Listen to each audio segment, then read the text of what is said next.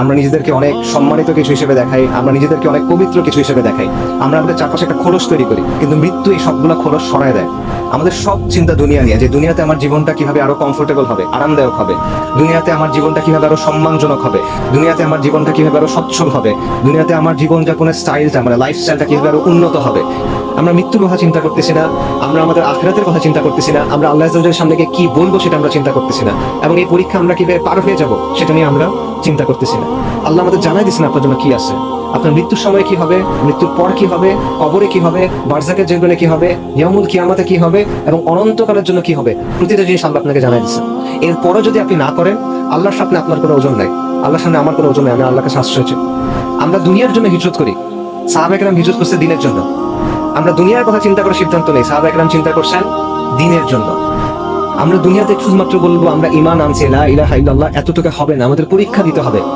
তো এই পরীক্ষা আমাদেরও আছে, আপনি মনে করেন না যে এই পরীক্ষা আমাদের শেষ, ওই সাহাবায়ে কেরামের সময় পরীক্ষা হয়েছে, আমাদের এখন আর পরীক্ষা নেই। এই পরীক্ষা আমাদের সবার আছে, এই পরীক্ষা প্রত্যেকে তার অবস্থান অনুযায়ী দিতে হবে।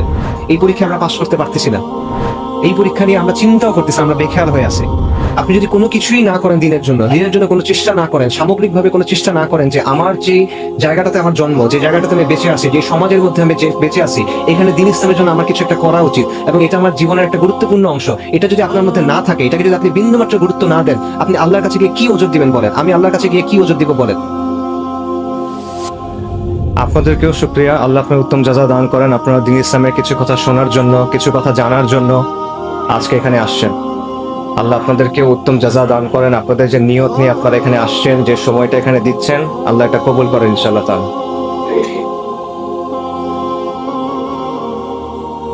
আমি একটা প্রশ্ন দিয়ে শুরু করি। আপনারা কখনো লাশ গোসল করাইছেন? মানুষ যখন মারা যায় তখন তাকে দাফন করার আগে বেশ কিছু কাজ করতে হয়, অনেকগুলো নিয়ম আছে। তার মধ্যে একটা কাজ হলো মৃতদেহকে গোসল করানো, এবং এই গোসল করানোর কিছু নির্দিষ্ট নিয়ম আছে। যেমন মনে করেন লাশকে বসাতে হয়, পাশ ফিরাতে হয়, তারপর লাশের পেটে চাপ দিতে হয় আস্তে আস্তে, যাতে করে তার দেহের ভেতরে যে ময়লা আবর্জনা আছে সেটা যেন বের হয়ে যায়। যে ময়লা আবর্জনা আমাদের সবার দেহের মধ্যেই আছে। এবং যারা অনেক লাশ গোসল করাইছে তাদের সাথে কথা বললে আপনি অনেক কথা শুনবেন। যেমন ধরেন, অনেক মানুষ মারা যায় পেটের অসুখ নিয়ে, অনেক মানুষ মারা যায় লিভারের সমস্যা থাকে, পাকস্থলীর সমস্যা থাকে, ক্যান্সারের সমস্যা থাকে। এরকম মানুষকে যখন গোসল করানো হয়, যখন পেটে চাপ দেওয়া হয়, তখন শুধু আবর্জনা বের হয় না, পুজ বের হয়, রক্ত বের হয়। অনেক সময় শরীরের ভেতরে যে অঙ্গ ছিল লিভার, এটা গলে বের হয়ে আসে। অনেক সময় খণ্ড বিখণ্ড হয়ে বের হয়ে আসে, অনেক দুর্গন্ধ হয়। তখন আমরা মৃত্যু জিনিসটাকে অনেক পবিত্রতা দেওয়ার চেষ্টা করি। বিশেষ করে মৃত মানুষকে, আসলে মৃত্যু না, মৃত মানুষকে আমরা সম্মানিত করার চেষ্টা করি, তার উপর একটা পবিত্রতা দেওয়ার চেষ্টা করি। বিশেষ করে সেই মানুষটা যদি বিখ্যাত কোনো মানুষ হয়, নামি দামি কোনো মানুষ হয়, ক্ষমতাবান কোনো মানুষ হয়, কোনো নেতা হয়, তখন আমরা এটাকে অনেক সম্মানজনক কিছু একটা হিসেবে দেখানোর চেষ্টা করি। কিন্তু আপনি যদি ওই মানুষটাকে যখন গোসল করানো হচ্ছিল তখন দেখতেন, তখন আপনার কাছে মনে হবে না যে এই বিষয়টা সম্মানজনক, আপনার তখন করুণা হবে তার জন্য। মানুষ দুনিয়াতে নিজেকে অনেকভাবে উপস্থাপন করে। আমরা নিজেদেরকে অনেক বড় কিছু হিসেবে দেখাই, আমরা নিজেদেরকে অনেক সম্মানিত কিছু হিসেবে দেখাই, আমরা নিজেদেরকে অনেক পবিত্র কিছু হিসেবে দেখাই। আমরা আমাদের চারপাশে একটা খোলস তৈরি করি, কিন্তু মৃত্যু এই সবগুলা খোলস সরায় দেয়। আমাদের যত পোশাক আছে, যত আবরণ আছে, যত অলংকার আছে, যত সাজসজ্জা আছে, সবকিছু মৃত্যু সরায় ফেলে এবং আপনাকে দুনিয়ার সামনে একদম উন্মুক্ত করে দেয়। কিন্তু এই বিষয়টা আমরা মাথায় রাখি না। আমরা দুনিয়ার জন্য ক্রমাগত ছুটতে থাকি, দুনিয়ার জন্য ক্রমাগত ফিকির করি, দুনিয়ার জন্য ক্রমাগত কাজ করি। আমাদের সব চিন্তা দুনিয়া নিয়ে, যে দুনিয়াতে আমার জীবনটা কিভাবে আরো কমফোর্টেবল হবে, আরামদায়ক হবে, দুনিয়াতে আমার জীবনটা কিভাবে আরো সম্মানজনক হবে, দুনিয়াতে আমার জীবনটা কিভাবে আরো সচ্ছল হবে, দুনিয়াতে আমার জীবনযাপনের স্টাইলটা, মানে লাইফস্টাইলটা কিভাবে আরো উন্নত হবে, কিভাবে আমি অমুক জিনিসটা কিনবো, কিভাবে আমি অমুক জিনিসটা ব্যবহার করব, কিভাবে অমুক জায়গায় যাব, সব চিন্তা ভাবনা আমাদের এই জায়গা নিয়ে। কিন্তু যে জিনিসটা আপনার কাছে আসতেছে, মৃত্যু, ওই মৃত্যুটা যে সম্মানজনক হবে আপনার, ওই মৃত্যুর পরে যে জীবনটা আপনার জন্য অপেক্ষা করতেছে, সেটা যে সম্মানজনক হবে কিনা, সেটা নিয়ে আমরা একেবারেই চিন্তা করি না, আমরা এটা নিয়ে একেবারে গাফেল, উদাসীন। একজন মহান তাবেঈ ছিলেন সুফিয়ান আস-সাওরী রাহিমাহুল্লাহ, সাহাবাদের ছাত্র। ওনাকে বলা হতো আমিরুল মুমিনিন ফিল হাদিস। হাদিসের ব্যাপারে বিশাল জ্ঞান রাখতেন। ওনাকে একজন এসে প্রশ্ন করছে, ইয়া আবু আব্দুল্লাহ, ওনার কুনি আবু আব্দুল্লাহ, দুনিয়ার জন্য কিভাবে প্রস্তুতি নিব বলেন, আখিরাতের জন্য কিভাবে প্রস্তুতি নিব বলেন। সুফিয়ান আস-সাওরী বলছেন, দুনিয়াতে যে পরিমাণ সময় থাকবা সেটা অনুযায়ী দুনিয়ার জন্য কাজ করো, আখিরাতে যে পরিমাণ সময় থাকবা সেটা অনুযায়ী আখিরাতের জন্য কাজ করো। দুনিয়াতে কতদিন থাকবেন বলেন? 80 বছর সর্বোচ্চ, 100 বছর, 120 বছর সর্বোচ্চ, নাকি? আখিরাতে কতদিন থাকবেন? 1000 বছর, 10,000 বছর, 1 লক্ষ বছর, চিরন্তন, চিরস্থায়ী, খালিদিনা ফিহা আবাদা। দুনিয়ার জীবন হলো ক্ষণস্থায়ী, আখিরাতের জীবন হলো চিরস্থায়ী। কিন্তু আমরা আখিরাতের জীবনটা নিয়ে চিন্তা করি না। আল্লাহ সুবহানাহু ওয়া তাআলা কোরআনে বলছেন, কুল্লু নাফসিন যায়িকাতুল মাউত, নিশ্চয়ই প্রত্যেক জীবকে মৃত্যুর স্বাদ আস্বাদন করতে হবে।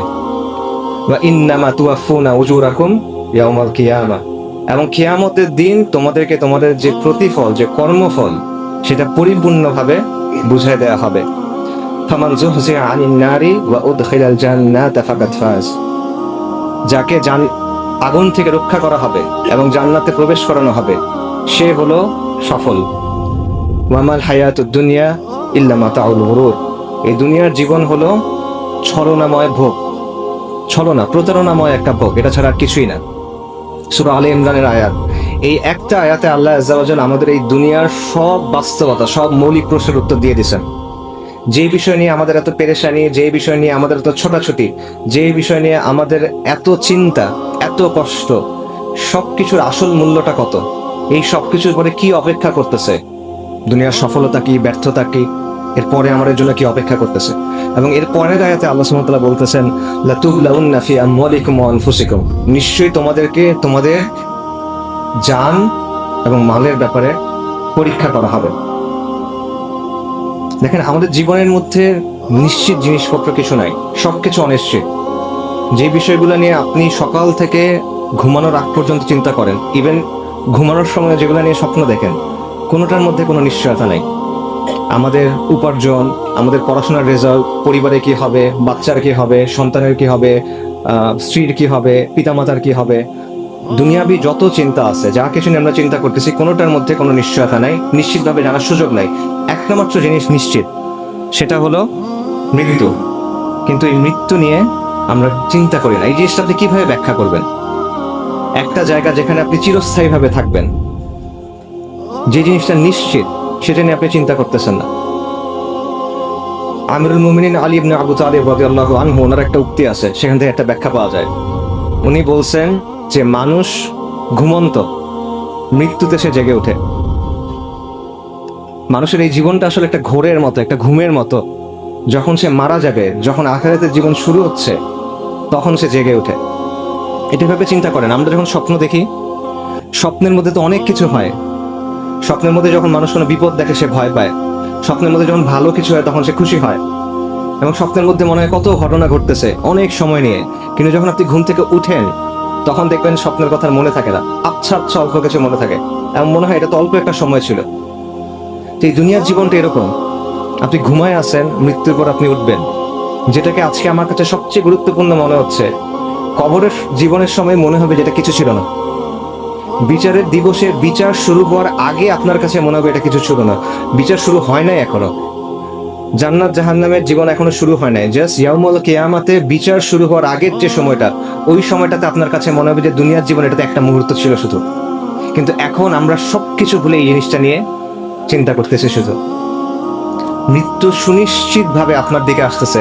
আল্লাহ সুবহানাহু ওয়া তাআলা কোরআনে বলছেন যে মৃত্যু এমন একটা জিনিস যেখান থেকে পালানোর কোনো সুযোগ নাই, মৃত্যুর পাকড়াও থেকে বের হওয়ার কোনো সুযোগ নাই। সূরা নিসাতে আল্লাহ বলছেন, তোমরা যেখানেই থাকো না কেন, মৃত্যু তোমাদের অবশ্যই পাকড়াও করবে, যদিও তোমরা সুউচ্চ সুদৃঢ় দুর্গের মধ্যে থাকো। বুরুজিম মুশাইয়াদা, অনেক বড় একটা দুর্গ, অনেক লম্বা, মানুষ উঠতে পারে না, লাভ নাই, মৃত্যু ওইখানে এসেও আপনাকে ধরবে। এবং এই কারণে বারবার মৃত্যু সম্পর্কে আল্লাহ আজ্জা ওয়া জাল আমাদের কোরআনে সতর্ক করে দিয়েছেন, বারবার মনে করা দিয়েছেন যে তোমরা মৃত্যু নিয়ে চিন্তা করো, মৃত্যু আসতেছে। বারবার তিনি আখিরাতের কথা বলছেন যে এটা তোমার আসল জীবন, এটার জন্য তুমি প্রস্তুতি নাও, তোমার জন্য একটা পরীক্ষা আসতেছে। আল্লাযী খালাকাল মাউতা ওয়াল হায়াতা লিয়াবলুয়াকুম আইয়ুকুম আহসানু আমালা। আল্লাহ মৃত্যু এবং জীবনকে সৃষ্টি করছেন, আল্লাহ যাচাই করে দেখবেন এই জন্য যে কে আমলে উত্তম। এটা একটা পরীক্ষা, একটা পরীক্ষার মধ্যে আপনি আছেন, কিন্তু আপনি মনে করতেছেন আপনি এটাই আপনার জীবন। আমরা মনে করতেছি, আমরা জানি এটা পরীক্ষা, কিন্তু আমাদের কাজের মধ্যে এটার কোনো প্রভাব নাই। এই জন্য আল্লাহ বারবার মৃত্যুর কথা আমাদের বলছেন। কিন্তু আমাদের সময়ের একটা ফিতনা হলো বা একটা বাস্তবতা হলো, আমরা মৃত্যু নিয়ে চিন্তা করি না, আমরা মৃত্যু নিয়ে কথা বলা পছন্দ করি না। মৃত্যু নিয়ে যখন কেউ কথা বলে এটা আমাদের কাছে পছন্দ হয় না।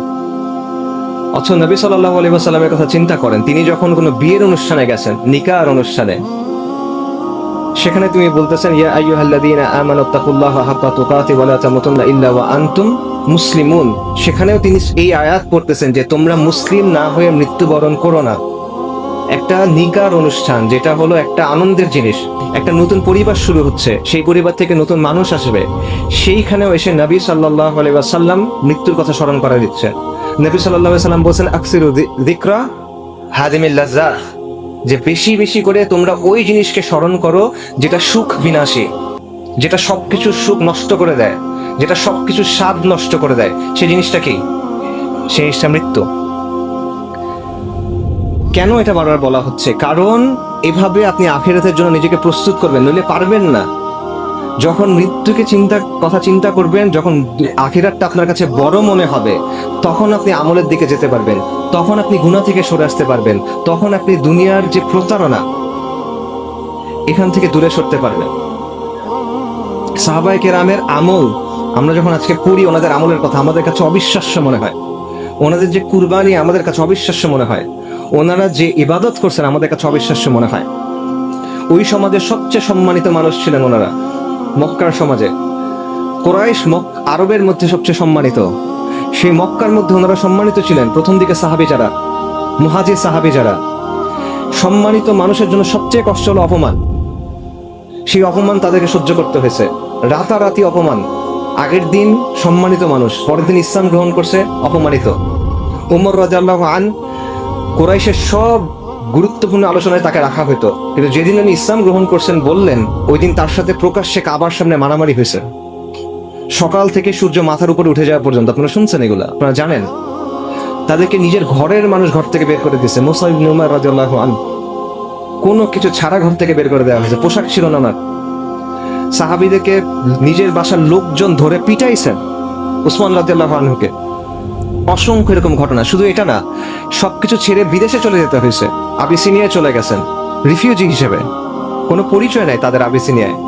তাদেরকে মদিনায় যেতে হয়েছে রিফিউজি হিসেবে, ইনিশিয়ালি তো রিফিউজি হিসেবে, তো আশ্রিত হিসেবে যেতে হয়েছে তাদেরকে। তারপরেও শেষ হয় নাই, এরপর তাদেরকে লড়াই করতে হয়েছে নিজের বাপের সাথে, নিজের ভাইয়ের সাথে, নিজের পরিবারের সাথে। এই কুরবানি, এই আমল, এই ইবাদত তারা কিভাবে করছেন? কিভাবে সম্ভব এটা? এটা সম্ভব কারণ তাদের কাছে আখিরাতটা ইম্পর্টেন্ট ছিল। তারা দুনিয়াতে থাকতেন, তাদের শরীরগুলো দুনিয়াতে, কারণ তাদের ফোকাসটা আখিরাতের দিকে, তাদের চিন্তাটা আখিরাত নিয়ে, তারা মৃত্যু নিয়ে চিন্তা করতেন।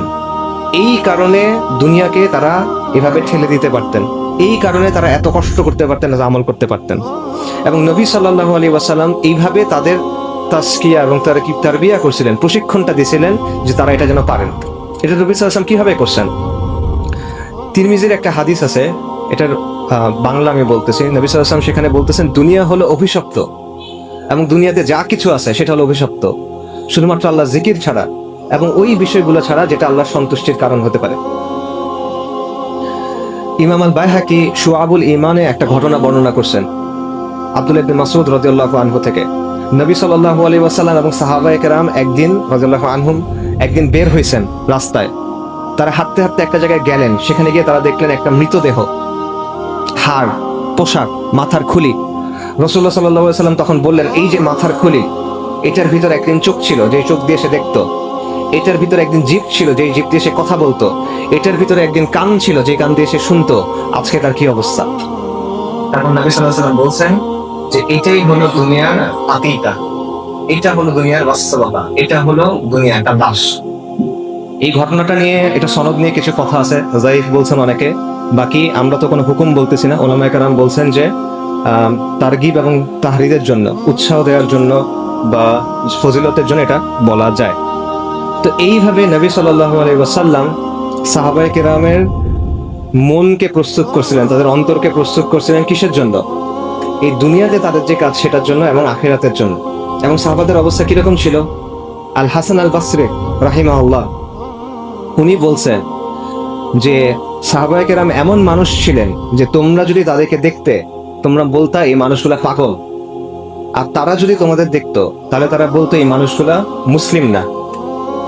ঠিক আছে, হাসান আল বাসরি রাহিমাহুল্লাহ এটা কখনের কথা বলতেছেন? বেশি হলে তাবেঈনদের সময়ের কথা, মানে নবী সাল্লাল্লাহু আলাইহি ওয়াসাল্লামের থেকে এক প্রজন্মের ডিফারেন্স। সেই সময়ের মানুষের ব্যাপারে হাসান আল বাসরি বলতেছেন যে সাহাবায়ে কেরামকে দেখলে তোমরা বলতে এই মানুষগুলা পাগল, আর তারা যদি সাহাবায়ে কেরাম কেমন ছিলেন শোনেন। আমিরুল মুমিনিন ওমর ইবনুল খাত্তাব রাদিয়াল্লাহু আনহুর সময়ের কথা। উনি মসজিদুন নববীতে বসে আছেন। ওই সময় রোম এবং পারস্য বিজয় হয়েছে, মুসলিম সেনাবাহিনী ওই জায়গাগুলো বিজয় করছে এবং সেখান থেকে গনিমা আসতেছে, গনিমতের মাল আসতেছে। মসজিদুন নববীর সামনে স্তূপ করে রাখা হচ্ছে ধন সম্পদ। সাহাবায়ে কেরাম খুশি, কিন্তু ওই সময়ে ওমর রাদিয়াল্লাহু আনহু কান্না করতেছেন। তাকে সাহাবারা জিজ্ঞেস করছেন, আমিরুল মুমিনিন আপনি খুশি না কেন? উনি বলতেছেন, রাসূলুল্লাহ আমার চেয়ে উত্তম ছিলেন, আবু বকর আমার চেয়ে উত্তম ছিলেন, তাদের সময় তো এই ধন সম্পদ আসে নাই, আমার সময়ে ধন সম্পদ খুলে দেওয়া হয়েছে। আমি ভয় পাচ্ছি এটা আমাদের জন্য পরীক্ষা কিনা। আমি ভয় পাচ্ছি যে দুনিয়াতেই যদি আমরা এত নিয়ামত পেয়ে যাই এবং সবকিছু ভোগ করে ফেলি, আখিরাতে আমাদের জন্য কি আছে? ওমর রাদিয়াল্লাহু আনহুর আরেকটা ঘটনা, উনি একদিন হাঁটতেছেন, দেখেন একজন সাহাবী একটা মাংস খাচ্ছেন। উনি জিজ্ঞেস করছেন, তুমি মাংস খাচ্ছ কেন? বলে, আমার খেতে ইচ্ছা করলো তাই খেয়ে নিলাম। উনি বলে, তোমার ইচ্ছা করলে তুমি খাবা? তুমি ওই আয়াতের কথা জানো না? সূরা আহকাফে একটা আয়াত আছে যেটা কাফেরদের জন্য নাজিল করা, যে কাফেরদেরকে আল্লাহ আযজা ওয়া জাল বলবেন যে তোমাদের যত নিয়ামত ছিল এটা তো তোমরা দুনিয়াতে ভোগ করে ফেলছো, তাই আজকে তোমাদের জন্য হলো শাস্তি, অপমানজনক শাস্তি। উনি ওই আয়াতের কথা বলে বলতেছে, তোমার এইটা ভয় লাগে না? আয়াত কিন্তু কাফেরদের জন্য, কিন্তু ওমর রাদিয়াল্লাহু আনহুর চিন্তাটা এমন, যিনি উনি ভয় থেকে বের হইতে পারতেছেন না, যে দুনিয়াতে এত ভোগ করব, এত মজা করব, এত নিয়ামত নিব, আখিরাতে যদি আমার কিছু না থাকে। এটা ছিল তার চিন্তা। সাহাবী সাঈদ ইবনে আমির রাদিয়াল্লাহু আনহু। আজকে আমরা কি করি দেখেন, আজকে আমরা দুনিয়ার পিছনে ছুটি, দুনিয়ার জন্য আল্লাহর অবাধ্যতা করি, দুনিয়ার জন্য আল্লাহ যেটা করতে বলছেন সেটা থেকে সরে যাই, তারপরে বলি আলহামদুলিল্লাহ ফর এভরিথিং। মনে করেন ব্যাংকে চাকরি পাইছে, তখন বলে আলহামদুলিল্লাহ ফর এভরিথিং। হারাম কাজ করতেছে, বিদেশে যাইতেছে ঘুরতে, আলহামদুলিল্লাহ ফর এভরিথিং। এইটা হলো আমাদের অবস্থা। আমরা মনে করতেছি যে আল্লাহর যেটা অবাধ্যতা সেটাকে আমাদের কাছে অবাধ্যতা মনে হয় না। আর সাঈদ ইবনে আমির রাদিয়াল্লাহু আনহু, ওনার কি অবস্থা? উনি ছিলেন হিমস শহরের গভর্নর। ওনার কাছে একবার ওমর ইবনুল খাত্তাব রাদিয়াল্লাহু আনহু কিছু টাকা পাঠাইছেন, অর্থ পাঠাইছেন।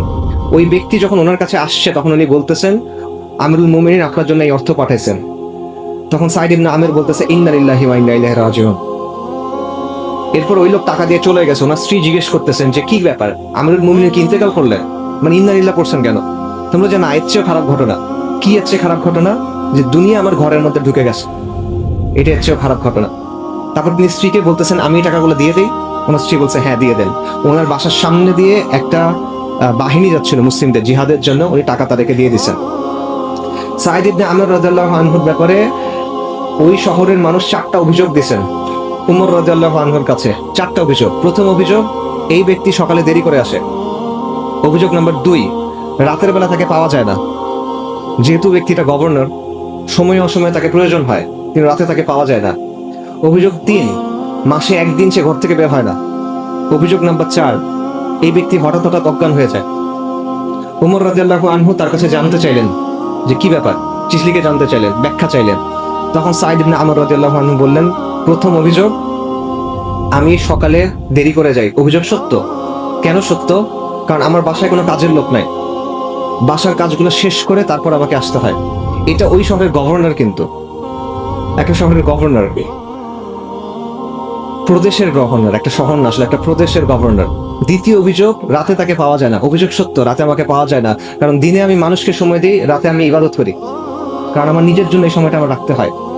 তৃতীয় অভিযোগ, মাসে একদিন আমি বের হই না, কথা সত্য, অভিযোগ সত্য, কারণ আমার পোশাক একটা, ওই দিন আমি পোশাকটা ধুই এবং শোকাই, এই জন্য আমি বের হইতে পারি না। আর চতুর্থ অভিযোগ, আমি মাঝে মাঝে অজ্ঞান হয়ে যাই, অভিযোগ সত্য। কেন অভিযোগ? এটা কেন হয়? কারণ নবী সাল্লাল্লাহু আলাইহি সাল্লামের একজন সাহাবী ছিলেন খুবাইব ইবনে আদি রাদিয়াল্লাহু আনহু। মক্কার কুরাইশ ওনাকে বন্দি করে নির্যাতন করে হত্যা করছিল, এবং তখন খুবাইব রাদিয়াল্লাহু আনহু একটা অভিশাপ দিয়েছিলেন উপস্থিত সবাইকে। তো ওই সময় সায়েদ রাদিয়াল্লাহু আনহু তখন ইসলাম গ্রহণ করেন নাই, তিনি ওখানে উপস্থিত ছিলেন। তো এই ঘটনা ওনার যখনই মনে হয় উনি অজ্ঞান হয়ে যান। তো এই হলো তার অবস্থা। আরেকজন সাহাবীর কথা শুনে, সালমান আল ফারিসি রাদিয়াল্লাহু আনহু, বিখ্যাত সাহাবী। সালমান আল ফারিসি ছিলেন ইরাকের মাদিয়ান এই প্রদেশের গভর্নর। উনি যখন গভর্নর ছিলেন, ওনার পোশাক ছিল এমন একটা জুব্বা যেটা হাঁটুর একটু নিচে পর্যন্ত যায়, এর বেশি নিচে যায় না। উনি গভর্নর থাকা অবস্থায় উনি জীবিকা অর্জন করতেন কিভাবে? উনি ঝুড়ি বানাইতেন, নিজে হাতে বেত দিয়ে ঝুড়ি বানাতেন, সেই ঝুড়ি বিক্রি করতেন।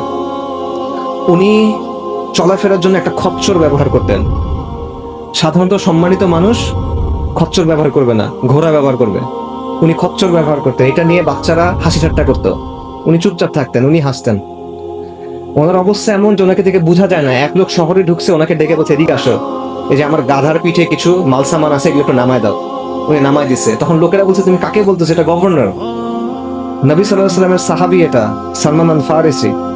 ওই লোক অপ্রস্তুত হয়ে গেছে। তখন সালমান আল ফারিসি বলছে, কোনো সমস্যা নাই, আমি তো আল্লাহর বান্দা, বান্দা তোমাকে তো সাহায্য করতেই পারে, সমস্যা কোথায়? সালমান আল ফারিসির বাসা ছিল না অনেক দিন। এক ব্যক্তি তাকে বারবার বলতো, ইয়া সালমান, আপনি একটা ঘর বানান, আপনি একটা ঘর বানান। সে শুনে রাজি হয়েছে, আচ্ছা ঠিক আছে, আমার ঘর লাগবে, ঘর বানায় দিবা, কিন্তু আমার ঘর কিরকম হবে বলো দেখি?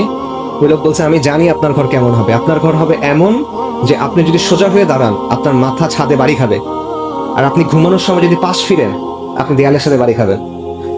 এটা হলো বাসা, এটা হলো গভর্নরের বাসা। সালমান আল ফারিসি মৃত্যুর কথা চিন্তা করে অনেক কান্না করতেন। তখন মানুষ তাকে জিজ্ঞেস করতো, আপনি কি মৃত্যু ভয়ে কান্না করতেছেন? তুমি স্যার, মৃত্যু ভয়ে কান্না করতেছি না, আমার কাছে এটা খারাপ লাগতেছে যে আমার কাছে এত ধন সম্পদ, আমার কাছে এত জিনিসপত্র। নবী সাল্লাল্লাহু আলাইহি ওয়াসাল্লাম যখন ইন্তেকাল করছেন, তখন তো তার কাছে এত জিনিস ছিল না। তো আখিরাতে তার সামনাসামনি হলে আমি কি বলবো? এই জন্য উনি কান্না করতেন। ওনার কাছে এত জিনিসপত্র কি জানেন?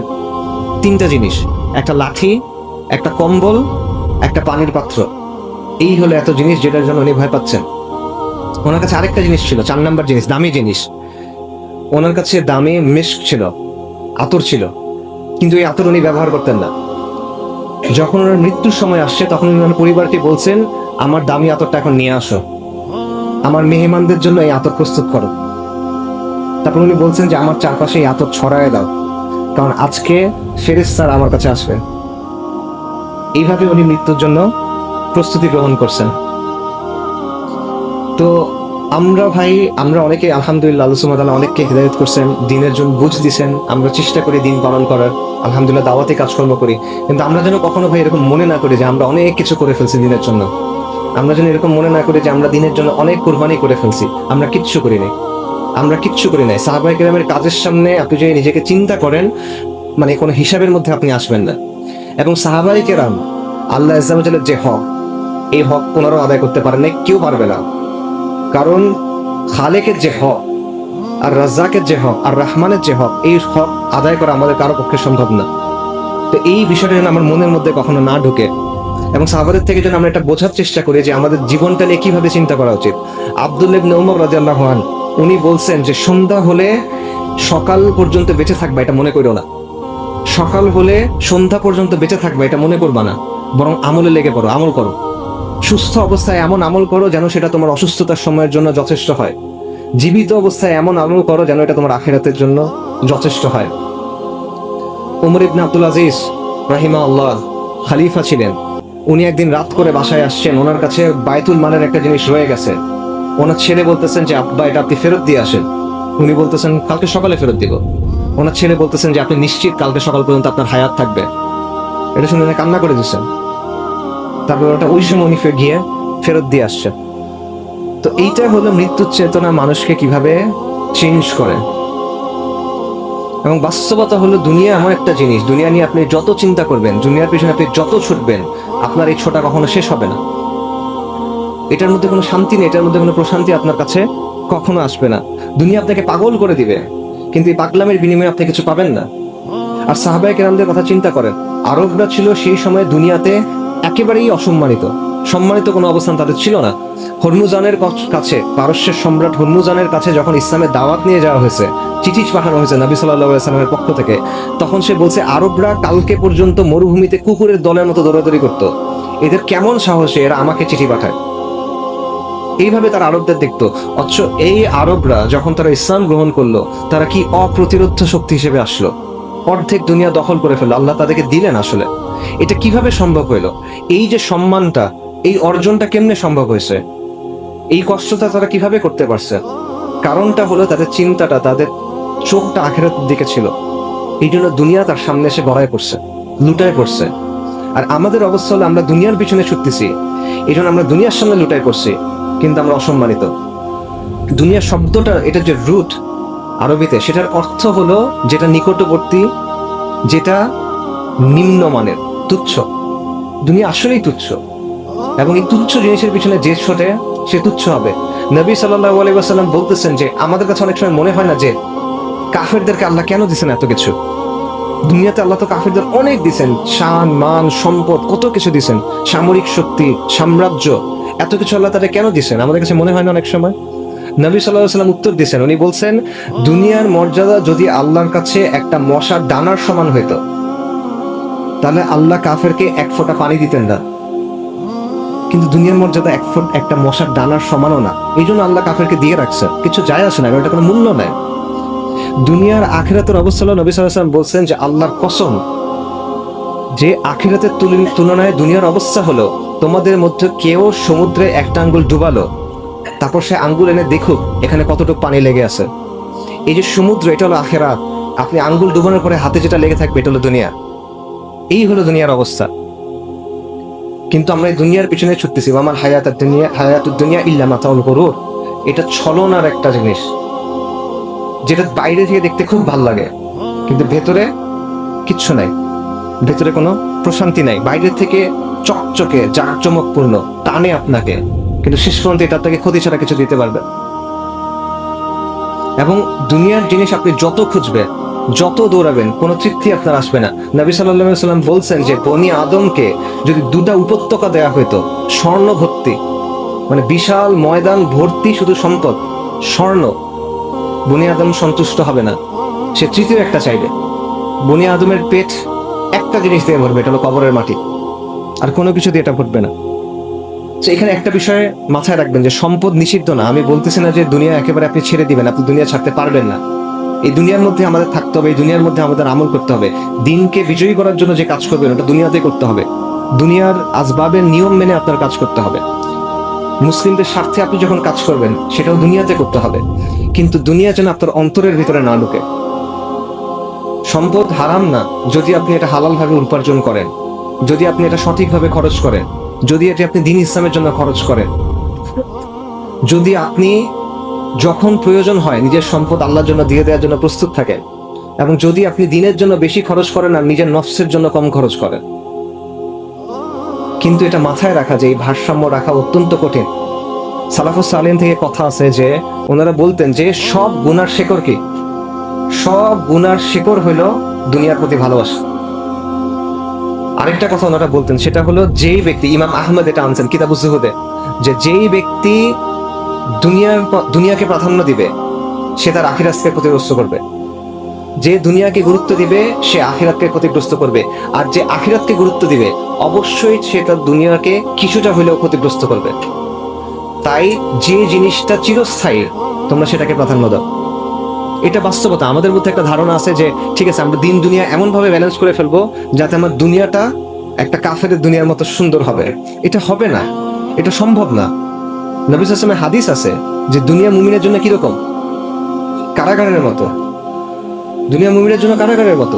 যার মাথায় আর কোনো চিন্তা নাই দুনিয়া ছাড়া, সে যেভাবে দুনিয়ার পিছনে ছুটতেছে, আর আপনি আখিরাতের কথা চিন্তা করেন, আপনি আখিরাতের জন্য প্রস্তুত নেন, আপনি কি একইভাবে ছুটতে পারবেন কিনা? এটা তো সম্ভব না। তো এই ব্যাপারটা আমাদের বোঝা উচিত।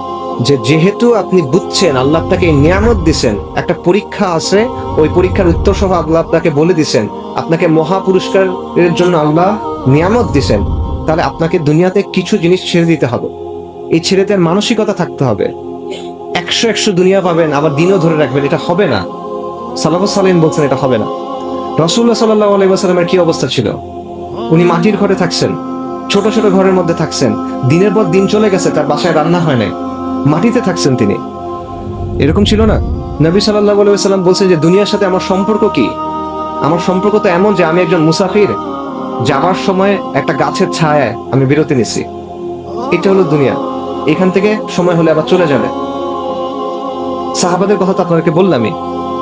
এই বিষয়টা মাথায় রাখা, এবং তাহলে সহজ হয়ে যায়। নবী সাল্লাল্লাহু আলাইহি ওয়াসাল্লামের হাদিসে আসছে যে যার চিন্তা আখিরাত, আল্লাহ তার বিষয়গুলো সহজ করে দেন, আল্লাহ তার অন্তরে সমৃদ্ধি দান করেন, এবং দুনিয়া অপমানিত হয়ে তার কাছে আসে। আর যার চিন্তা হলো দুনিয়া, আল্লাহ তার বিষয়, তার সামনে দারিদ্র্যকে ঝুলায় দেন, আল্লাহ তার বিষয়গুলো ছিন্ন বিচ্ছিন্ন করে দেন, এবং সে দুনিয়া থেকে অতটুকুই পায় যেটা তার জন্য লেখা ছিল। এবং সাহাবাদের ক্ষেত্রে এটা প্রমাণিত।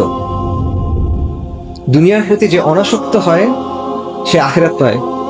মানুষের কাছে যেটা আছে এটার প্রতি যার আসক্তি নাই সে মানুষের ভালোবাসাও পায়। মানুষের কাছে যেটা আছে মানুষ ওটা চায়, আপনি যখন ওটা চান মানুষ খুশি হয় না, দুঃখ পায়। মানুষের কাছে চাইলে মানুষ পছন্দ করে না অপছন্দ করে?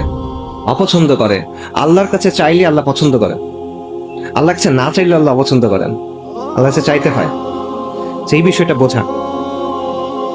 মামাল হায়াতুদ দুনিয়া ইল্লা মাতাউল গুরুর। এবং এই দুনিয়ার সমাপ্তিটার কথা ভাই চিন্তা করা। আয়েশা রাদিয়াল্লাহু আনহা বলতেছেন যে নবী সাল্লাল্লাহু আলাইহি ওয়াসাল্লামের শেষ সময়ে তার সামনে পানির একটা পাত্র রাখা হয়েছে। রাসূলুল্লাহ সাল্লাল্লাহু আলাইহি ওয়াসাল্লাম সেই পানি দিয়ে বারবার মুখ মুছতেছেন এবং বলছেন লা ইলাহা ইল্লাল্লাহ, নিশ্চয়ই মৃত্যুর মধ্যে কষ্ট আছে। সালাফুস সালিহিনের অনেকে মৃত্যু যন্ত্রণা সম্পর্কে বলছেন যে মুমিনের জন্য সবচেয়ে কষ্টকর জিনিস হলো মৃত্যু যন্ত্রণা। শাহাদাত যদি না আসে, শাহাদাতের যন্ত্রণা নাই, কিন্তু শাহাদাত ছাড়া যত মৃত্যু আছে দুনিয়াতে এর চেয়ে আর কোনো কষ্ট মুমিনের জন্য নাই। এবং সেই কষ্ট কিরকম? তীর দিয়ে আপনার শরীর ছিন্ন বিচ্ছিন্ন করে দেওয়া হচ্ছে, লোহার পেরেক হাতুড়ি দিয়ে ঠুকে ঠুকে আপনার শরীরে ঢোকানো হচ্ছে, গরম পানির মধ্যে আপনাকে ফেলে সিদ্ধ করে দেওয়া হচ্ছে। এটার যে কষ্ট, সালাফুস সালিহিন বলছেন যে মৃত্যুর কষ্ট এটার চেয়ে বেশি। ওনারা বলতেছেন কোনো মানুষকে যদি মরার পর জীবিত করা যাইতো এবং বলানো যাইতো যে মৃত্যুটার কষ্ট কেমন, তোমরা পাগল হয়ে যাইতা, তোমাদের নাওয়া খাওয়া ভুলে যাইতা, তোমরা ভোগবিলাস ভুলে যাইতা, তোমরা উন্মাদের মতো হয়ে যাইতা। এই মৃত্যু আপনার জন্য আসতেছে, আমার জন্য আসতেছে, এবং এই মৃত্যু দুইটার একটা হবে, দুই রকমের একরকম হবে। সাহাবী বারা ইবনে আজিব রাদিয়াল্লাহু আনহু থেকে একটা হাদিস আছে, মুসনাদে আহমদের লম্বা হাদিস। সেখানে রাসূলুল্লাহ সাল্লাল্লাহু আলাইহি ওয়াসাল্লাম বলতেছেন যে যখন মুমিনের মৃত্যুর সময় হয় তখন মালাইকারা আসেন জান্নাত থেকে কাফন নিয়ে, তারা তার সামনে এসে বসেন, তারপর মালাকুল মউত আসেন এবং তখন তাকে বলা হয় যে আপনি আজকে আনন্দিত হন, আপনি আজকে খুশি হন, আপনার রব আপনাকে যে প্রতিশ্রুতি দিয়েছেন সেটার সময় আসছে। ইয়া আইয়াতুহান নাফসুল মুতমাইন্না ইরজি ইলা রাব্বিকি রাদিয়াতান মারদিয়া, যে হে প্রশান্ত আত্মা, যে আপনি আসেন সন্তুষ্ট হয়ে এবং আল্লাহর সন্তুষ্টির পাত্র হয়ে, এবং সেই সময় তার রূহ তার বডি থেকে বের করে নেওয়া হয়। এবং এটা কিভাবে হয়? নবী সাল্লাল্লাহু আলাইহি ওয়াসাল্লাম বলতেছেন পানি যেভাবে গড়ায় পড়ে এভাবে এটা হয়, হালকাভাবে হয়ে যায়। আর যখন ফাসেক ফুজ্জার মারা যায় বা কাফের মারা যায় তখন তার কি অবস্থা হয়?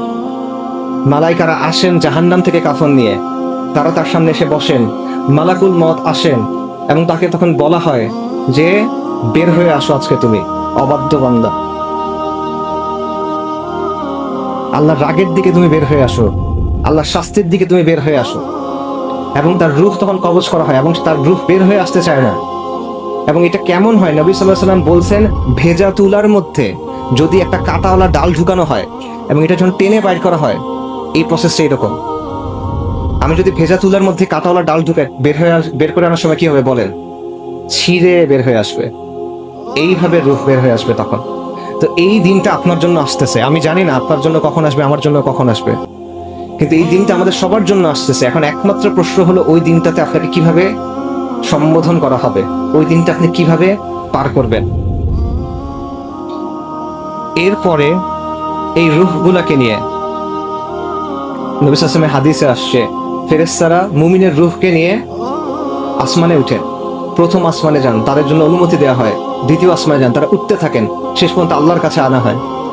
তখন তাদেরকে সম্মানিত করা হয়। তারপর আল্লাহ বলেন যে তাদেরকে মাটিতে ফেলে দাও, কারণ আমি মাটি থেকে তাদের সৃষ্টি করছি, মাটিতে তাকে ফেলে দাও এবং মাটি থেকে আমি তাদেরকে পুনরুত্থিত করব। আর কাফেরের আত্মার ক্ষেত্রে, ফাসিক ফুজ্জারের ক্ষেত্রে কি হবে? তাকে আসমানে অনুমতি দেওয়া হবে না, বরং তাকে বলা হবে তাকে সিজ্জিদে নিক্ষেপ করবে। কবরে আপনার জন্য কি অপেক্ষা করতেছে বলেন? উসমান রাদিয়াল্লাহু আনহু যখন কবরের কথা বলতেন, উনি কান্না করা শুরু করতেন। সাহাবায়ে কেরাম বলছেন যে আপনি জান্নাত জাহান্নাম নিয়ে কথা বলেন, তখন কান্না করেন না, কবরের কথা বলার সময় কান্না করেন কেন? উনি বলছেন রাসূলুল্লাহ সাল্লাল্লাহু আলাইহি ওয়াসাল্লাম আমাদের জানাইছেন যে কবর হলো আখিরাতের প্রথম ধাপ। এই ধাপটায় যদি কেউ সফল হয়, বাকি ধাপগুলো সহজ হয়ে যাবে। এই ধাপটায় যদি কেউ ব্যর্থ হয়, বাকি ধাপগুলো কঠিন হয়ে যাবে। এই জন্য কবরের কথা চিন্তা করলে আমার ভয় লাগে, এই জন্য কান্না করেন। আসমা বিনতে আবু বকর রাদিয়াল্লাহু আনহা, বুখারীতে হাদিস আছে, উনি বলতেছেন যে একদিন উনি খুতবা শুনতেছেন রাসূলুল্লাহ সাল্লাল্লাহু আলাইহি ওয়াসাল্লামের। রাসূলুল্লাহ সাল্লাল্লাহু আলাইহি ওয়াসাল্লাম কবর নিয়ে কথা বলতেছেন, তখন উনি বলছেন আমি এরপরে শুনতে পাচ্ছি না, কারণ প্রচন্ড শব্দ হচ্ছে, শোরগোল উঠছে, আমি শুনতে পাচ্ছি না। কিসের শোরগোল? সাহাবায়ে কেরাম কান্না করতেছেন, তারা মসজিদে শব্দ করে কান্না করতেছেন, যেই কারণে বাইরে থেকে শোনা যাচ্ছে না নবী সাল্লাল্লাহু আলাইহি ওয়াসাল্লাম কি বলতেছেন। পরে আসমা বিনতে আবু বকর রাদিয়াল্লাহু তাআলা আনহা উনি একজনকে জিজ্ঞেস করছেন রাসূলুল্লাহ সাল্লাল্লাহু আলাইহি ওয়াসাল্লাম কি বললেন? রাসূলুল্লাহ সাল্লাল্লাহু আলাইহি ওয়াসাল্লাম বলছেন যে কবরে তোমাদের জন্য ফিতনা আছে, যেই ফিতনা দাজ্জালের ফিতনার মতো। কবরে তোমাদের জন্য পরীক্ষা আছে। এটা হলো সাহাবায়ে কেরামের অবস্থা, যে তারা যখন কবরের কথা শুনতেছেন, তারা এমন ভাবে কান্না করতেছেন যে বাইরে থেকে সেই কান্নার শব্দ শোনা যাচ্ছে, নবী সাল্লাল্লাহু আলাইহি ওয়াসাল্লামের শব্দ শোনা যাচ্ছে না। আর আমাদের অবস্থা হলো যে এটা আমাদের মধ্যে কোনো প্রভাব ফেলে না। আমাদের অবস্থা হলো যে আমরা যখন জানাজার সময় যাই, আমি দেখতেছি একটা মানুষকে কবরে নামানো হচ্ছে, আমি দেখতেছি একটা মানুষকে একটা মাটির গর্তের মধ্যে ফেলে রাখা হচ্ছে। হয়তো আমার হৃদয়ের টুকরা কোনো মানুষকে আমি রেখে আসতেছি, হয়তো আমার বাবাকে আমি রেখে আসতেছি, হয়তো আমার মাকে রেখে আসতেছি, আমার সন্তানকে রেখে আসতেছি, আমার স্ত্রীকে রেখে আসতেছি, আমার কিছু যায় আসে না। হয়তো আপনাকে একদিন আমাকে এভাবে রেখে আসা হবে, আমাকে একদিন এভাবে রেখে আসা হবে, মাটির একটা ঘরের মধ্যে, অন্ধকার একটা ঘরের মধ্যে আমাদের রেখে আসা হবে। কিন্তু এই চিন্তা আমাদের কষ্ট দেয় না, কারণ আমাদের অন্তরের মধ্যে এই অসুখটা ঢুকে গেছে। মৃত্যু আমাদের কাছে বাস্তব মনে হয় না। আমরা জানি মৃত্যু আসবে, আমরা জানি আখিরাত আসবে, কিন্তু এটা আমাদের কাছে ওরকম বাস্তব মনে হয় না। দুনিয়াটা আমাদের কাছে বাস্তব মনে হয়। এটা হলো সাহাবাদের সাথে আমাদের পার্থক্য, এটা হলো আমাদের রোগ। রাসূলুল্লাহ সাল্লাল্লাহু আলাইহি ওয়াসাল্লাম বলছেন যে তোমরা যদি জানতা, আমি যেটা জানি এটা যদি তোমরা জানতা, তাহলে তোমরা হাসতা কম, কাঁদতা বেশি। উনি কি জানতেন? রাসূলুল্লাহ বলছেন যদি আমি আল্লাহর কাছে দোয়া করতাম যাতে কবরের শব্দ তোমাদেরকে শোনানো হয়, কিন্তু এটাতে এমন হইতে পারে যে তোমরা ভয় পেয়ে কবর দেয়াই বন্ধ করে দিবা, এই জন্য আমি দোয়া করতেছি না। কথা বুঝতে পারছেন? কবরের যে শব্দ, এটা যদি মানুষকে শোনানো হইতো, এটা এত ভয়ঙ্কর যে মানুষ হয়তো ভয়ে আর কাউকে কবরই দিবে না। নবী সাল্লাল্লাহু আলাইহি ওয়াসাল্লাম বলতেছেন আপনি যখন প্রথম কবরে যাবেন, কবর আপনাকে চাপ দিবে, প্রত্যেকটা মানুষকে কবর চাপ দিবে। নবী সাল্লাল্লাহু আলাইহি ওয়াসাল্লাম বলছেন কবরে একটা চাপ আছে, যদি কেউ এই চাপ থেকে মুক্তি পেত তাহলে সেটা তো সাদ ইবনে মুআজ রাদিয়াল্লাহু আনহু। কিন্তু সাদ ইবনে মুআজ রাদিয়াল্লাহু আনহু এই চাপ থেকে মুক্তি পান নাই। সাদ ইবনে মুআজ কে? সাদ ইবনে মুআজ রাদিয়াল্লাহু আনহু হলেন ওই ব্যক্তি যার মৃত্যুর পর আর রহমানের আরশ কেঁপে উঠছে। হাদিসে আসছে সাদ ইবনে মুআজ রাদিয়াল্লাহু আনহু জানাজার সময় আসমানের সবগুলো দরজা খুলে দেওয়া হয়েছে। হাদিসে আসছে সাদ ইবনে মুআজ রাদিয়াল্লাহু আনহুর জানাজার সময় 70,000 ফেরেশতা জানাজায় শরীক হয়েছেন। তাদের মধ্যে এমন ফেরেশতা আছেন যারা ওই দিনের আগে দুনিয়াতে অবতরণ করেন নাই। উনি আওস গোত্রের প্রধান, যিনি শুরু থেকে নবী সাল্লাল্লাহু আলাইহি ওয়াসাল্লামকে সাহায্য করে গেছেন। শহীদ, উনি শহীদ, শাহাদাত পাইছেন। এই ব্যক্তির জন্য কবরের চাপ থেকে মাফ নাই। আল্লাহর ওয়ালি এই ব্যক্তি, তার জন্য কবরের চাপ থেকে মাফ নাই। আমার আপনার জন্য এই অবস্থা কিরকম হবে? কিন্তু এই জিনিসটা আমরা চিন্তা করি না। কবরের পরীক্ষা আছে। নবী সাল্লাল্লাহু আলাইহি ওয়াসাল্লাম জানাইছেন যে যখন কবরে একজন মানুষকে দেখে আসা হবে, দুইজন ফেরেশতা তার কাছে আসবে, মুনকার এবং নাকির, এবং তাকে প্রশ্ন করা হবে যে তোমার রবকে, তোমার দিন কি ছিল, এবং তোমাদের মধ্যে এই যে ব্যক্তি প্রেরিত হয়েছিল তার ব্যাপারে তুমি কি বলো? মুমিন বলবে আমার দিন ইসলাম, আমার রব আল্লাহ, ইনি আল্লাহ রসুল মুহাম্মদ রাসূলুল্লাহ সাল্লাল্লাহু আলাইহি ওয়াসাল্লাম। আর মুনাফিক কাফের, সে কি বলবে? সে বলতে পারবে না। সে বলবে আমি মানুষকে কি কি বলতে শুনছিলাম, আমি সেগুলাই বলছি, আমি জানি না। মুমিন যখন এই জবাব দিবে, তখন আসমান থেকে বলা হবে আমার বান্দা সত্য বলছে। এবং তখন তাকে জান্নাতের পোশাক পরানো হবে, জান্নাতের বিছানা দেয়া হবে, এবং তার কবরে জান্নাতের দিকে একটা দরজা খুলে দেওয়া হবে, তাকে জান্নাতে তার জায়গা দেখানো হবে, এবং তখন সে আল্লাহকে বলবে, আল্লাহ কিয়ামতটা দ্রুত করে দেন। আর ওই বান্দা যে কাফের মুনাফিক, তাকে সে যখন বলবে আমি জানি না, তখন বলবে এই সে মিথ্যা বলতেছে, এবং তখন তার জন্য জাহান্নামের যে পোশাক থাকবে, জাহান্নামের বিছানা দেওয়া হবে, এবং জাহান্নামের দিকে দরজা খুলে দেওয়া হবে, এবং সে বলবে আল্লাহ কিয়ামত যেন না হয়, কারণ তখন তার ওখানে যেতে হবে। তো এটা হলো কবর। আমরা কবরকে দুনিয়ার অংশ মনে করি, কবর আখিরাতের সাথে যুক্ত, কবর আখিরাতের সাথে যুক্ত। সেখান থেকে আপনার বারজাকের জীবন শুরু হয়ে গেছে। এবং মুসলিম কবরের শাস্তি আছে কিনা? অবশ্যই আছে। ওলামায়ে কেরাম এটা বলছেন, ইমাম আল কুরতুবী বলছেন যে মুসলিম যে গুনাহগার, এবং এটা হাদিসেও আসছে, অনেক কারণ আলোচনা আছে, সেখানে যাচ্ছি না, যে ওই শাস্তি আপনার আমার জন্য আল্লাহ হেফাজত করেন, গুনাহগার বান্দার জন্য এটা কবরে তার শাস্তি আছে। আল্লাহ তাআলা বলছেন, ফামান যুহজিহা আনিন নারি ওয়া উদখিলাল জান্নাতা ফাকাদ ফাজ ওয়া মাল হায়াতুদ দুনিয়া ইল্লা মাতাউল গুরুর। সফলতা কিভাবে, এগুলো থেকে বাঁচবেন কিভাবে? সফলতা হলো এইটাই, যাকে আগুন থেকে রক্ষা করা হলো এবং জান্নাতে প্রবেশ করানো হলো, সেই হলো সফল। এবং দেখেন আল্লাহ বলছে যে রক্ষা পেল না, যাকে রক্ষা করা হলো, যে প্রবেশ করলো না, যাকে প্রবেশ করানো হলো, সেই সফল। এটা আল্লাহর রহমত ছাড়া আপনি পাবেন না। তো এই জায়গায় আল্লাহ সুবহানাহু ওয়া তাআলা আমাদের জানাইছেন যে আল্লাহ মুমিনদেরকে সাহায্য করবেন। কি দিয়ে? মজবুত বাক্য দিয়ে। উলামায়ে কেরাম বলছে একটা বাক্য দিয়ে আল্লাহ সাহায্য করবেন, সেটা কি?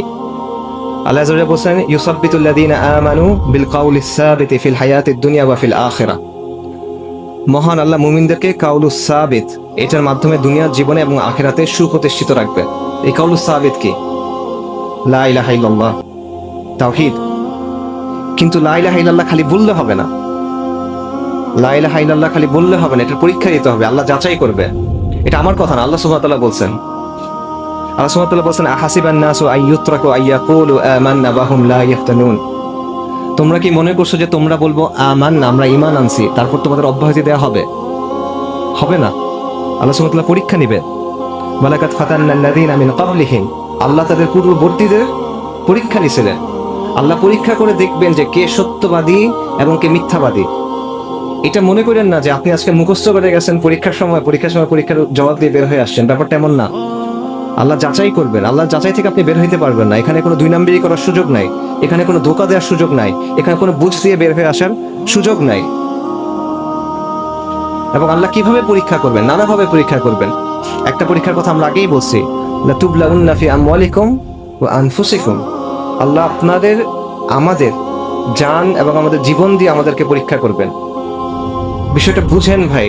আপনি শুধুমাত্র লা ইলাহা ইল্লাল্লাহ বলছেন, এটাতে মনে করেন না যে আপনি সব পাকড়াও থেকে বেঁচে যাচ্ছেন, এটাতে মনে করেন না যে আপনি পরীক্ষা থেকে পার হয়ে গেছেন। এটাতে আমি যেটা মনে না করি যে হ্যাঁ আমি সফল হয়ে গেছি, আপনার পরীক্ষা অবশ্যই দিতে হবে, আপনাকে যাচাই অবশ্যই করা হবে। আল্লাহ আযজা ওয়া জাল যে জিনিসটার কথা দিচ্ছেন, এটা অনেক মূল্যবান জিনিস, সস্তা কিছু না। জান্নাত, চিরস্থায়ী জান্নাত, এই জিনিসটা সস্তা কিছু না, এটা আল্লাহ সস্তাতে দিবেন না। দামি জিনিসের সওদা কখনো সস্তায় হয় কিনা? কখনো হয় না। দামি জিনিস কি সবাই পেয়ে যায় কিনা? পায় না। বেছে বেছে কিছু মানুষকে সেটা দেওয়া হয়, এখানেও সেটাই হবে। এগুলো আমি কেন বলতেছি? কারণ হলো বাস্তবতা হলো এখানে আজকে আমরা সবাই একসাথে আছি, আখিরাতে আমরা একসাথে থাকবো কিনা আমরা তো জানি না ভাই। আমরা এখানে কারা জান্নাতে যাব, কারা জাহান্নামে যাব, আমরা তো জানি না। আপনি যার সাথে একসাথে পাশে বসে আছেন, আপনার পাশের লোকটা জান্নাতে যাবে না জাহান্নামে যাবে, আপনি কই যাবেন আপনি তো জানেন না। এক জামাতের লোক, এক সংগঠনের লোক, এক কাতারে দাঁড়ায় থাকা লোক, একজনের কাছে আনুগত্য করা লোক, আমরা জানি না আমরা একসাথে আখিরাতে থাকবো কিনা, আমরা জানি না আমরা সফল হইতে পারবো কিনা। এই বিষয়টা আমাদের সবার খাস করে চিন্তা করা উচিত, সবার জন্য। মৃত্যু আসবে অবশ্যই, আমি মরবো, আপনি মরবেন, কোনো সন্দেহ নাই। কিন্তু এই মৃত্যুটাকে আমরা ভুলে আসি। আমরা জানি মৃত্যু আসবে, কিন্তু যখন হঠাৎ করে কোনো ঘটনা ঘটে তখনই মৃত্যু আমাদের চিন্তায় আসে, বাকি সময় আসে না। অথচ ব্যাপারটা তেমন হওয়ার কথা ছিল না। ব্যাপারটা হওয়ার কথা ছিল সবসময় আমরা আখিরাতের কথা চিন্তা করতেছি, সবসময় মৃত্যুর কথা আমার স্মরণে আসে। ব্যাপারটা তেমন হওয়ার কথা ছিল, কিন্তু আমাদের এটা নাই। কারণ ওই যে আমাদের ওই যে ফোকাসটা সরে গেছে। আমাদের কাছে দুনিয়া অনেক অনেক বেশি গুরুত্বপূর্ণ আখিরাতের চাইতে। আমরা যত সিদ্ধান্ত নেই সেটা আমরা দুনিয়াবি জায়গা থেকে চিন্তা করি। আর আমরা সবকিছু শেষ হয়ে যাওয়ার অল্প যে সময়টা থাকে ওইটা একটু দিনের জন্য কিছু হয়তো বা করি, তারপর নিজেকে মনে করি যে আমি অনেক কিছু করছি দিনের জন্য, আমি অনেক বড় দিনদার, আমি দিনের অনেক বড় খেদমত করে ফেলছি, আল্লাহ মাফ করেন। আপনার পরীক্ষা আসতেছে, আপনার জন্য মৃত্যুর কষ্ট আসতেছে, সাকারাতুল মাউত সত্য, মৃত্যুর কষ্ট আপনার জন্য আসতেছে, আপনার মার জন্য আসতেছে, আপনার বাবার জন্য আসতেছে, আপনার সন্তানের জন্য আসতেছে, এর থেকে কোনো মুক্তি নাই যদি না আপনি শাহাদাত পান। আপনার জন্য কবরের চাপ আসতেছে, কবরের চাপ এমন যে বলা হয় যে কাফেরের জন্য পাঁজর ভেঙে ঢুকে যাবে, রিবকেশ ভেঙে ঢুকে যাবে, এরকম চাপ কবরে। সাদ ইবনে মুআয রাদিয়াল্লাহু আনহু কবর এই চাপ থেকে মুক্তি পান নাই। কবরের প্রশ্নোত্তর আসতেছে, এখান থেকে আপনি মুক্তি পাবেন না। ইয়াউমুল কিয়ামার যে ভয়াবহ অপেক্ষা, সেখান থেকে কারো মুক্তি নাই, সবার জন্য এটা আছে, আম্বিয়া কিরামের পর্যন্ত আছে এটা, আলাইহিস সালাতু ওয়াস সালাম। বিচারের দিনের যে ভয়াবহ অবস্থা, সেখান থেকে আমরা কেউ মুক্তি না, আমার সবার জন্য এটা আছে। আমরা দুনিয়াতে শুধুমাত্র বলবো আমরা ঈমান আনছি, লা ইলাহা ইল্লাল্লাহ, এতটুকু হবে না, আমাদের পরীক্ষা দিতে হবে। আমি আপনাদের এই কথাটা বলে শেষ করি, আপনারা এটা খাস ভাবে চিন্তা করেন কিভাবে পরীক্ষা দিচ্ছেন সাহাবীরা। শুরুতে বলছি, এবার একটা উদাহরণ শুনেন। সাহাবী সুহাইব ইবনু সিনান, উনি সুহাইব আর রুমি নামে পরিচিত। আর রুমি মানে রোমের লোক, উনি আসলে রুমি না, উনি আরবের লোক, কিন্তু ছোটকালে উনি বন্দী হয়েছিলেন এবং ওনাকে রোমে নিয়ে যাওয়া হয়েছিল। সেখানে উনি বড় হন এবং তাদের ভাষা শিখেন, পরে পালায় আরবে চলে আসেন। এই কারণে তাকে বলা হতো আর রুমি, সুহাইব আর রুমি রাদিয়াল্লাহু আনহু। উনি যখন পালায় চলে আসছেন, ওনার কোনো সম্পদ ছিল না, কিন্তু এরপর উনি ব্যবসা করলেন, আল্লাহ ওনার ব্যবসায় বরকত দিলেন, অনেক ধন সম্পদের মালিক হলেন। এরপর আল্লাহ নবী যখন দাওয়াত নিয়ে আসছেন সাল্লাল্লাহু আলাইহি ওয়াসাল্লাম, তিনি ইসলামের দাওয়াত গ্রহণ করলেন এবং তিনি রাসূলুল্লাহ সাল্লাল্লাহু আলাইহি ওয়াসাল্লামের নির্দেশ অনুযায়ী হিজরত করতে বের হইলেন, ওনার সব ধন সম্পদ নিয়ে।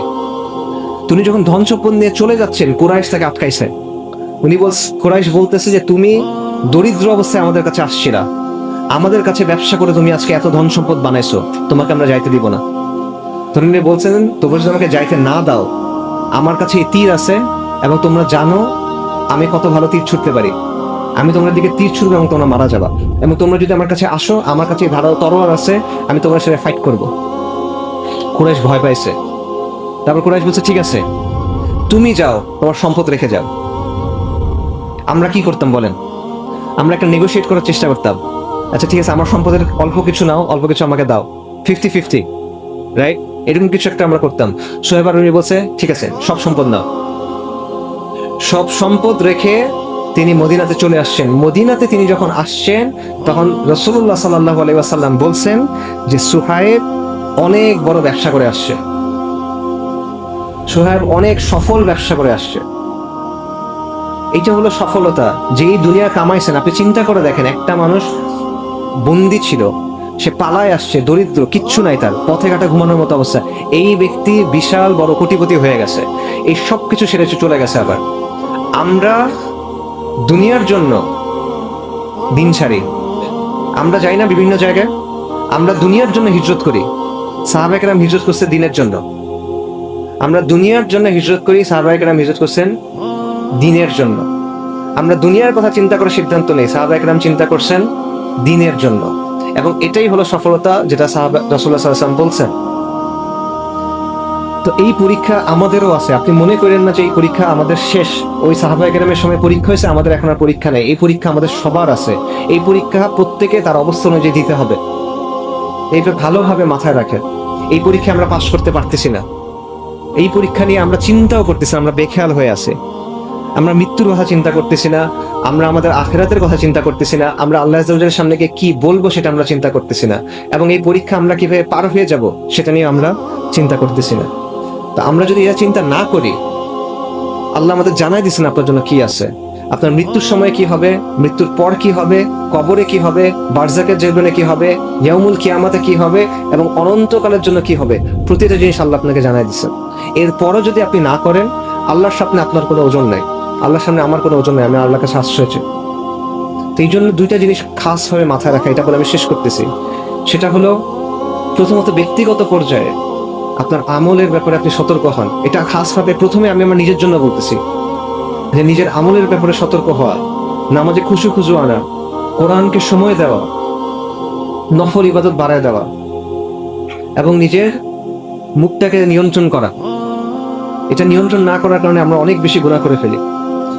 আর খাসভাবে যে বিষয়টা আমরা সবার চিন্তা করতে হবে সেটা হলো দিন ইসলামের জন্য আপনি কি করলাম, দিন ইসলামের জন্য আমার আর আপনার কি অবদান। আজকে দুনিয়াতে কি হচ্ছে আপনি তো জানেন, গাজাতে কি হচ্ছে আপনি জানেন, আরাকানে কি হচ্ছে আপনি জানেন, কাশ্মীরে কি হচ্ছে আপনি জানেন, আসামে কি হচ্ছে আপনি জানেন, উইঘুর মুসলিমদের সাথে কি হচ্ছে আপনি জানেন। এই সবগুলা জিনিস আমাদের চোখের সামনে ঘটতেছে, আমরা কোনো কিছু করতে পারতেছি না। এই প্রশ্নের জবাব তো আমাদের দিতে হবে। আপনার এই দেশে আপনার দিনের সাথে কি হচ্ছে আপনি চিন্তা করেন। নবী সাল্লাল্লাহু আলাইহি ওয়াসাল্লামের ব্যাপারে যেই আক্রমণগুলো হচ্ছে সেগুলো আপনার সামনে ঘটতেছে, এগুলো কোনো কিছুর ব্যাপারে আপনি জানেন না এমন না। তো এই সব কিছুর পরে এই জবাবটা আপনাকে দিতে হবে। তাহলে আল্লাহকে গিয়ে আপনি কি বলবেন বলেন? আপনি যদি কোনো কিছুই না করেন দিনের জন্য কোনো চেষ্টা না করেন, সামগ্রিকভাবে কোনো চেষ্টা না করেন যে আমার যে জায়গাটাতে আমার জন্ম, যে জায়গাটাতে আমি বেঁচে আছি, যে সমাজের মধ্যে আমি যে বেঁচে আছি, এখানে দিন ইসলামের জন্য আমার কিছু একটা করা উচিত এবং এটা আমার জীবনের একটা গুরুত্বপূর্ণ অংশ, এটা যদি আপনার মধ্যে না থাকে, এটাকে যদি আপনি বিন্দুমাত্র গুরুত্ব না দেন, আপনি আল্লাহর কাছে গিয়ে কি ওজর দিবেন বলেন? আমি আল্লাহর কাছে গিয়ে কি ওজর দিব বলেন? আমাদের আল্লাহর কাছে গিয়ে কি জবাব দেওয়ার থাকবে এটা বলেন? এই কথাগুলো আমি আপনাদের সামনে রাখতেছি, আবারও বলতেছি এই কথাগুলো প্রথমত আমার জন্য এবং তারপর সবার জন্য।